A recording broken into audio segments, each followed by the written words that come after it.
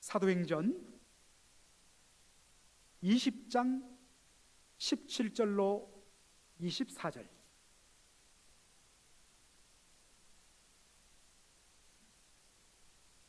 우리 한 절씩 교독하고 마지막은 한 목소리로 읽겠습니다. 바울이 밀레도에서 사람을 에베소로 보내어 교회 장로들을 청하니 오매 저희에게 말하되 아시아에 들어온 첫날부터 지금까지 내가 항상 너희 가운데서 어떻게 행한 것을 너희도 아는 바니 곧 모든 겸손과 눈물이며 유대인의 관계를 인하여 당한 시험을 참고 주를 섬긴 것과 유익한 것은 무엇이든지 공중 앞에서나 각 집에서나 꺼림이 없이 너희에게 전하여 가르치고 유대인과 헬라인들에게 하나님께 대한 회개와 우리 주 예수 그리스도께 대한 믿음을 증거한 것이라. 보라, 이제 나는 심령의 매임을 받아 예루살렘으로 가는데 저기서 무슨 일을 만날런지 알지 못하노라. 오직 성령이 각 성에서 내게 증거하여 결박과 환난이 나를 기다린다 하시나 나의 달려갈 길과 주 예수께 받은 사명 곧 하나님의 은혜의 복음 증거하는 일을 마치려 하면은 나의 생명을 조금도 귀한 것으로 여기지 아니하노라. 아멘.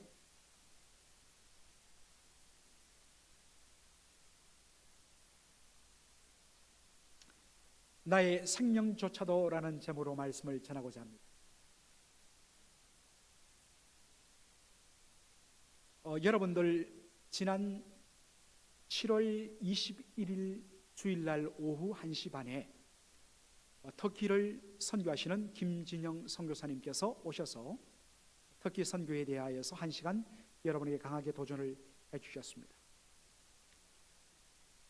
선교 보고 및 세미나가 마치고 나서 다과를 드는데 삽시간에 우리 선교사님들 주변으로 선교사님을 직접적으로 후원하는 구역뿐만 아니라 수많은 관심 있는 성도들이 모여들었고 터키 선교에 대한 이야기가 오고 하면서 놀라운 결정이 그 자리에서 내려졌습니다. 내년에 우리 교회가 단기 선교를 여러 군데 가는데 그 중에 하나 터키로 가십시다. 막 그렇게 불입하면서 5월 정도에 그렇게 구체적으로 단기 선교를 가자, 그렇게 의기가 투합되었습니다. 얼마나 제가 기뻤고 감사했는지 모르겠습니다.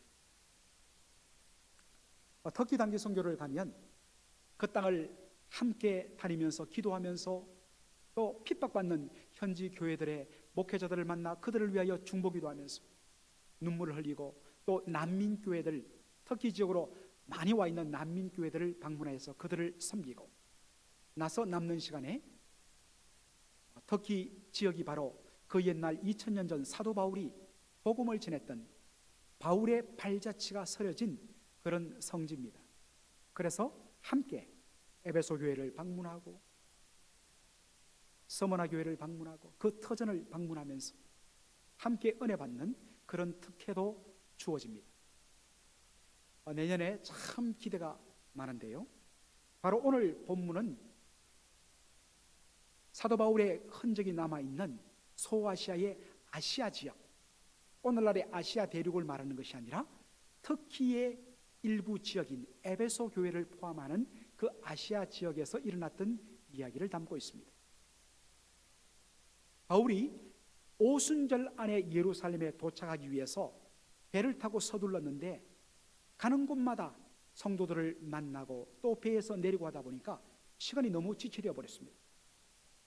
그래서 이러한 일정으로 나갔다가는 도저히 오순절 안에 예루살렘에 도착하는 것이 어렵겠다 판단되어져서 배를 타고 밀레도 향으로 가면서 미리 사람들을 조금 안쪽에 있는 에베소 교회 장로들을 불러 그렇게 보냈습니다. 그래서 배가 밀레도 항에 도착하는 동안 에베소에서 교회 장로님들이 여러분 바울을 만나기 위해 왔습니다. 여러분, 에베소 교회가 어떤 교회입니까? 사도 바울이 3년간 밤낮으로 눈물을 흘리며 갖가지 환난과 핍박을 당하면서 복음을 전했던, 그래서 복음으로 세워졌던 아름다운 교회가 아닙니다. 그래서 오늘 우리가 본문에서 읽었듯이 지나간 그러한 사역의 여러 장면들을 반추하면서 서로 나누고 그리고 그들에게 교회를 부탁하는 고별 설교를 행합니다. 바울이 고별 설교 마지막에 이렇게 말하는 것을 보게 됩니다. 여러분들 22절 한번 보시기 바랍니다. 22절. 보라, 이제 나는 심령의 매임을 받아 예루살렘으로 가는데 저기서 무슨 일을 만날는지 알지 못하겠다 이야기합니다. 여기 심령의 매임을 받아 예루살렘으로 간다, 심령의 매임을 받아라는 이 말에 여러분들 주목하시기 바랍니다. 여러분, 심령의 매임을 받았다는 말이 무슨 의미일까요? 마음이 묶임을 받았다? 이걸 영어 성경으로 보면 그 의미를 우리가 금방 파악합니다. 영어 성경에 이렇게 되어 있습니다. Compelled by the Holy Spirit. 성령님에 의해서 compelled, 강권함을 받아. 이게 정확한 번역이라는 것입니다. 왜냐하면 여기에 심령이란 저 말은 헬러 원어로 마음도 되지만 성령이란 단어도 되기 때문입니다. 자신은 지금 성령의 강권하심을 받아서 예루살렘으로 간다고 이야기하고 있습니다. 여러분, 이 말에는 어떤 뉘앙스가 담겨 있겠습니까? 그렇지요? 원래는 자기는 예루살렘으로 갈 계획이 없었다는 것입니다. 다른 곳에 가서 복음을 전할 그런 계획을 세우고 준비하고 있었는데 갑자기 성령님께서 강권적으로 역사하사 너 예루살렘으로 올라가야 된다고 그렇게 강권하셨다는 것입니다. 그래서 자신의 모든 계획을 다 접어버리고 내려놓고 성령님의 강권하심을 따라 지금 예루살렘으로 가고 있다는 뜻입니다. 여러분, 일반적으로 우리의 마음속에는 이럴 때 어떤 기대가 있습니까? 내가 하고 싶은 것, 내가 계획했던 것 다 포기하고 성령님의 강권하심에 온전히 순종했을 때 그곳에 가면 놀라운 은혜가 예비되어 있고 놀라운 축복이 기다리고 있다는 그런 기대를 하지 않겠습니까? 그런데 23절을 보니까 성령의 강권하심을 받아 예루살렘에 올라가면 어떤 일이 기다리고 있다고 이야기하고 있습니다. 오직 성령이 각성해서 내게 증거하여 결박과 환난이 나를 기다린다 하시나. 뭐라고요? 예루살렘에 성령의 강권하심을 받아 가는 그 예루살렘에서 무엇이 기다린다고요? 결박과 환난이 기다리고 있다. 사랑하는 성도 여러분, 만일 여러분에게 이런 일이 일어난다면 여러분은 어떤 반응을 보이겠습니까? 하나님, 저는 원래 그곳에 갈 계획이 없었습니다. 생각도 없었습니다. 그런데 성령님 강권하셨기 때문에 온전히 순종하여서 제 마음을 내려놓고 순종했는데 순종의 결과가 환난과 핍박이라니, 이게 무슨 말입니까? 보통 그럴 때 우리 성도들이 어떤 표현을 씁니까? 시험 받았다고 이야기합니다.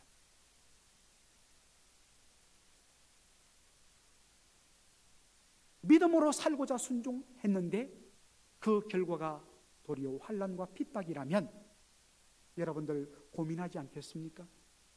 당연하죠. 열심을 다해서 순종하고 헌신했는데 사람들이 그것을 몰라줄 때 마음이 아픈 것 정상이에요. 그런데 그 다음에 나타나는 바울의 반응에 우리가 주목할 필요가 있습니다. 24절 다 같이 읽겠습니다. 시작. 나의 달려갈 길과 주 예수께 받은 사명 곧 하나님의 은혜의 복음을 전가하는 일을 마치려 하면은 나의 생명을 조금도 귀한 것으로 여기지 아니하노라. 바울이 어떻게 반응을 보이죠? 예루살렘에 올라가면 환난과 결박이 기다린다 하지만 저는 기꺼이 예루살렘에 올라가겠다고 순종하겠다고 선언합니다. 그가 이런 반응을 보인 이유는 어디에 있을까요? 바로 자신의 사명, 부르심에 대한 확신 때문입니다. 자신이 왜 사도가 되었는가? 왜 자신이 주의 종으로 부름받았는가? 바로 하나님의 은혜의 복음 증가하는 일을 위하여 부름받았다는 것입니다. 그러기에 이 복음을 전하기 위해서라면 사람들의 칭찬과 사람들의 웰컴과 사람들의 격려만 있는 것이 아니라 여러분은 반대도 있고 몰라주는 것도 있고 아픔도 있고 고통도 있고 손해도 있을지라도 내가 부름받은 사명이 하나님의 은혜의 복음을 증거한 일임에 나는 이 사명에 충실하기를 원한다. 이것이 사도 바울의 바로 결단의 내용입니다. 사랑하는 성도 여러분, 사도 바울의 이 고백은 일시적인 순간적인 충동에 의한 것이 아니었습니다. 처음에는 막 은혜 받아서 감동했다가 눈을 뜨고 보니까 현실이 너무 막막해서 후회한 것이 아니었습니다. 그의 이러한 고백은 지속되었습니다. 그것을 보여주는 것이 사도행전 21장에 나옵니다. 이제 배가 출발해 갔고 배를 타고 계속해서 지중해를 가로질러서 드디어 이스라엘 서쪽 해변에 도착했습니다. 가이사랴에 도착해서 그곳에서 살고 있는 전도자 빌립의 집에 잠시 머물게 되었습니다. 그때에 유대로부터 아가보란 선지자가 내려옵니다.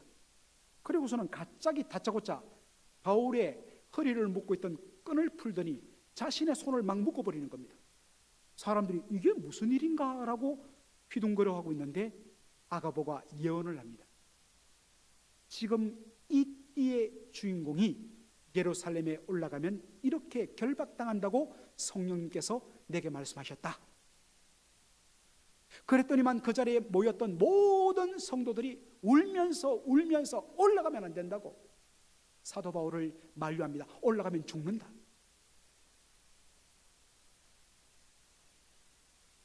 그럴 때 사도 바울이 뭐라고 고백합니까? 뭐라고 이야기합니까? 13절 한번 보시기 바랍니다. 바울이 대답하되 너희가 어찌하여 울어 내 마음을 상하게 하느냐? 나는 주 예수의 이름을 위하여 결박받을 뿐만 아니라 예루살렘에서 죽을 것도 각오하였노라. 그렇게 했더니 옆에 있던 모든 사람들이 어떻게 반응합니까? 저가 바울이 권함을 받지 아니하므로 우리가 주의 뜻대로 이루어지이다 라고 고백하고 그 이상 권유를 거쳤다 했습니다. 사랑하는 성도 여러분, 오늘 이 말씀을 통해서 우리가 지금까지 가졌던 순종과 헌신에 대하여 우리가 가지는 관점을 전환할 필요가 있다는 것입니다. 지금까지 우리는 그런 설교도 많이 들었고 또 그렇게 많이 생각하면서 헌신하기도 했습니다. 내가 이렇게 주님을 위해서 특별하게 헌신하며 충성하며 봉사했으니 하나님께서 마땅히 칭찬과 격려뿐만 아니라 하나님께서 복을 주실 것이다. 우리가 그런 간증을 많이 듣습니다. 여러 가지 어렵고 힘든 환경에서도 내가 이렇게 주를 위해서 헌신했더니 하나님 이렇게 복을 주셨습니다. 얼마나 귀한 간증입니까? 그런데 여러분, 때로는 그 반대의 경우들도 많다는 것입니다. 열심히 헌신하고 열심히 충성하고 열심히 애를 쓰는데 돌아오는 것은 사람들의 비방이요, 사람들의 눈총이요, 또한 손해와 어려움이 있기도 하다는 것입니다.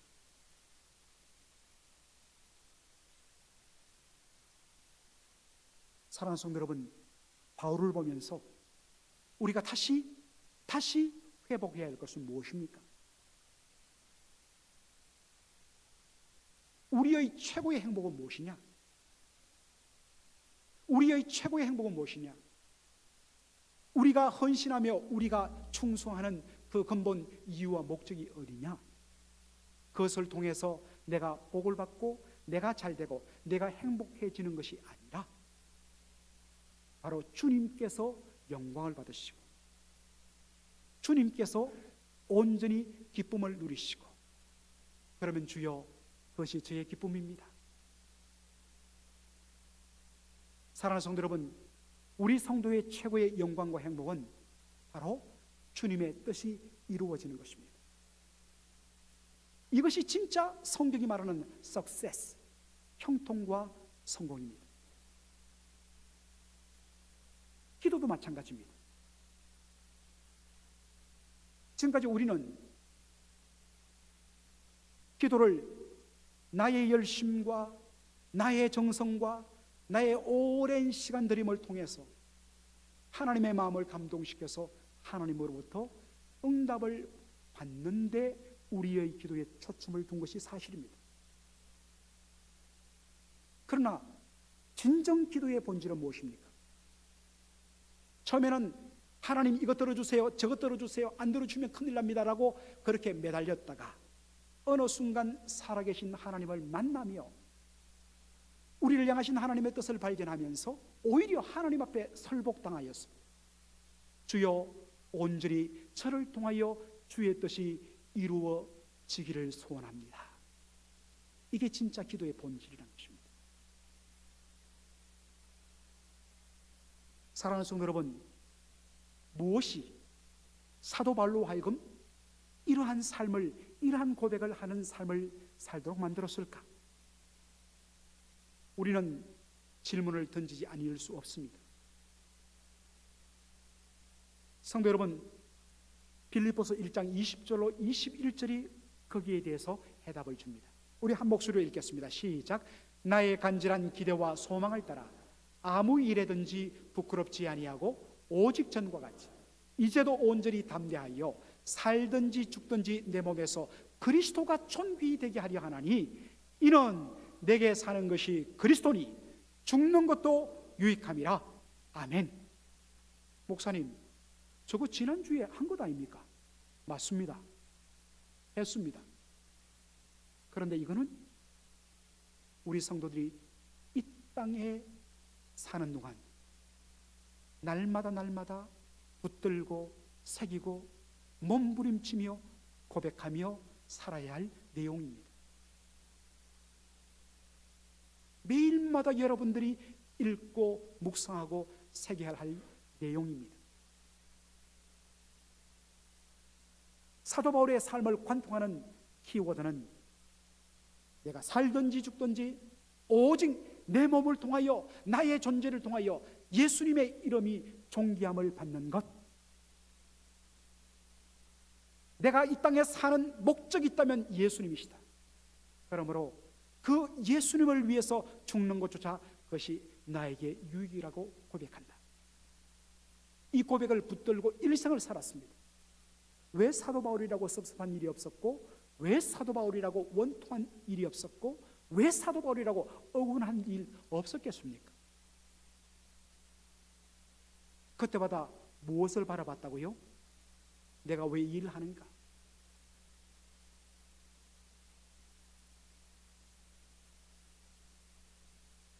여러분, 빌립보서 1장 20절과 21절을 읽을 때 얼마나 감동이 됩니까? 그러면서 동시에 우리의 마음속에 일어나는 내용이 무엇입니까? 저거는 바울처럼 특별한 은혜를 체험하고 특별한 소명을 받은 사람들이나 가능한 거야. 나 같은 일반 성도들은 저거는 불가능해. 여러분 스스로 그렇게 위안하십니까? 그렇다면 다음 말씀은 여러분의 그 환상을 깨트리는 말씀이 될 것입니다. 로마서 14장 7절로 8절의 말씀입니다. 다 같이 우리가 읽도록 하겠습니다. 시작. 우리 중에 누구든지 자기를 위하여 사는 자가 없고 자기를 위하여 죽는 자도 없도다. 우리가 살아도 주를 위하여 살고 죽어도 주를 위하여 죽나니 그러므로 사나 죽으나 우리가 주의 것이로라. 여러분, 바울의 첫 마디가 무엇입니까? 7절. 우리 중에 누구든지 자기를 위하여 사는 자도 없고 자기를 위하여 죽는 자도 없다 했습니다. 우리가 살아도 주를 위하여 살고 죽어도 주를 위하여 죽는 것, 이건 이 말씀에서, 이 삶의 초점에서 자유한 이 삶이 없는 사람은 한 사람도 없다는 것입니다. 우리 중에 누구든지. 특별히 우리 9절 말씀을 주목할 필요가 있습니다. 9절 말씀, 이를 위하여, 영어로 for this very reason, 바로 이 이유를 위해서 그리스도께서 죽었다가 다시 살아나시다 했습니다. 예수님께서 십자가에 죽으심으로 그리고 부활하심으로 우리를 구원하셨는데 무엇 때문에? 예수님이 죽으셨고 부활하셨느냐? 무엇 때문에 예수님께서 십자가를 통해서 우리를 구원하셨느냐? For this very reason. 우리가 살아도 주를 위하여 살고 죽어도 주를 위하여서 사는, 사나 죽으나 주의 것 되기 위하여서 예수님께서 십자가에 피 흘려 죽으셨다는 것입니다. 사랑하는 성도 여러분, 왜 우리가 주를 위해서 살아야 되며 주를 위하여 죽는 삶을 살아야 되는가? 더 이상 저와 여러분은 우리의 것이 아니라 주님의 것이 되었기 때문에, 주님께서 십자가에서 피 흘려 우리의 모든 죄값을 대신 다 값치러 주시고 우리를 피로 값주고 사셨기 때문에, 그렇게 구원받았기 때문에 구원받은 저와 여러분은 더 이상 이제 내건 내 것이 아니요 주님의 것이 된 것입니다. 그래서 저는 솔직히 구원이란 단어보다 구속이란 단어가 옳다고 생각합니다. 속자란 것은 값 지불했다는 뜻입니다. 우리는 구원이라고 이야기하면 내가 주님의 십자가의 은혜로 죄 사함 받고 거듭나고 죄 용서를 받고 그리고 내가 영생 얻고 하나님의 자녀가 되어서 천국 간다는 이 구원의 특권만에 우리는 초점을 맞춥니다. 그러나 성경은 그것보다도 먼저 왜 주님께서 우리를 구원하셨는가, 그 이유와 목적을 질문하고 있습니다.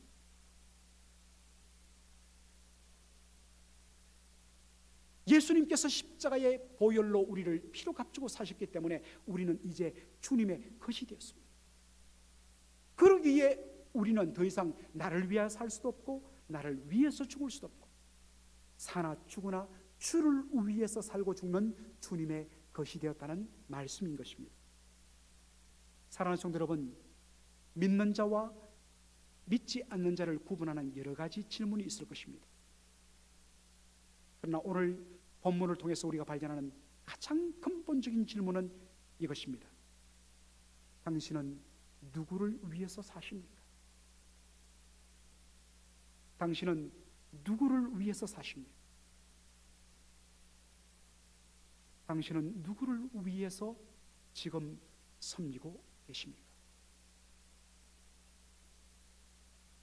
세상 사람들은 어차피 나를 위하여, 자신을 위하여 살아도 문제가 안 됩니다.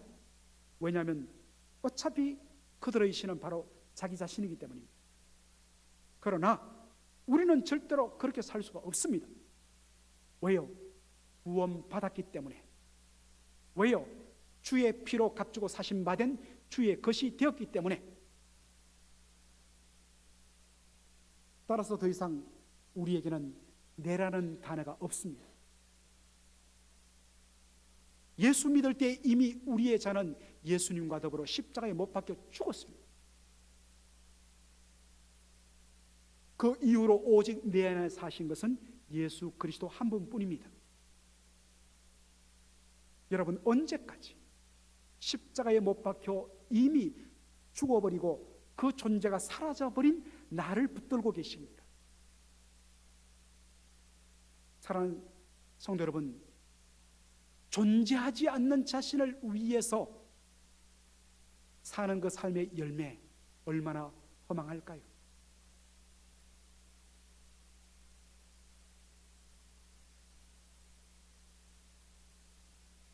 인형에다가 아무리 좋은 옷을 입히고 좋은 보석으로 치장하고 좋은 음식을 갖다 주면서 여러분이 대화한다고 해서 그것이 반응할까요? 거기에 정성을, 존재하지 않는 생명이 없는 것에 여러분들 애쓰고 투자하면 그 순간에는 기쁠지 몰라도 돌았으면 너무나 허망함을 느낄 것이란 말이에요. 그 속에는 예수님이 우리에게 값없이 주신 예수의 생명이 더 이상 역사할 수 없습니다. 사랑하는 성도 여러분, 여러분이 예수님 믿고 거듭나고 구원받아 그 은혜를 누리며 살고 있는데 과연 여러분의 심령 속에 지금 예수의 생명이 꿈틀대고 있으며 우리 주님이 주신 영생의 즐거움이 온전히 여러분의 삶 속에서 그렇게 뛰고 있느냐 하는 것입니다.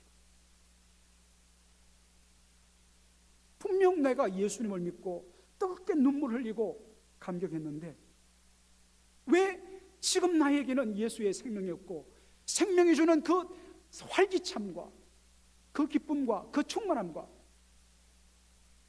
그것은 온데간데 사라져버리고 냉랭하고 메마르고 눈물과 감격이 사라진 지 이미 오래.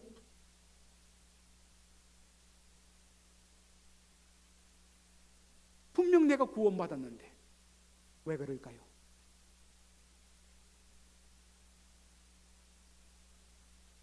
사랑하는 성도 여러분, 내가 죽고 내 고집이 죽고 내 야망이 죽어야 합니다.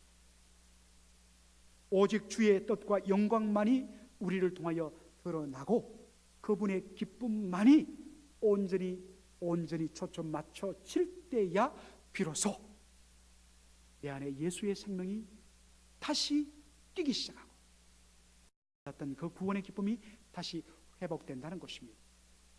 이거 없이 죄송한 표현으로 백날 첫날 여러분 이 예배당에 나와서 예배라는 모양으로 여러분 찬양한다 한들 말씀 들어본들 아무 소용없어요.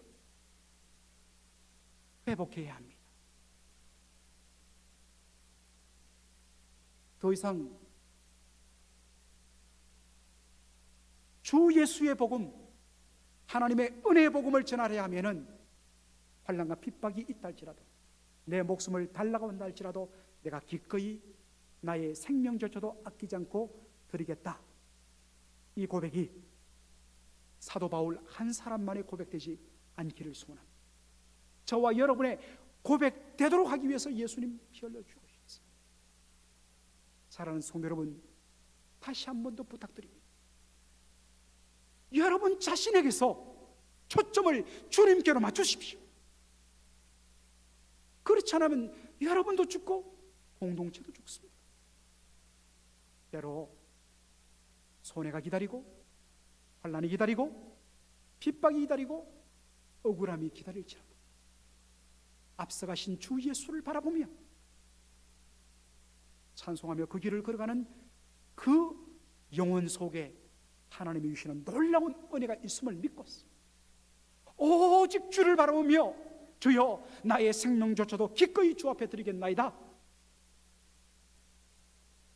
아니 그 고백하는데 무슨 물질이 아끼겠으며 여러분의 시간이 뭐 그렇게 여러분 아깝겠습니까? 기꺼이 주를 위해서 여러분 들으셔야죠. 사람 바라보지 마십시오. 사람 바라보면 여러분 시험 들고 넘어집니다. 오직 주를 바라보고 나의 생명조차도 아끼지 않고 주를 위하여 드리겠습니다. 이 고백을 하는 성도들이 충만할 때에 우리 교회 안에 이 공동체 안에 예수의 생명이 충만할 줄 믿습니다. 기도하겠습니다.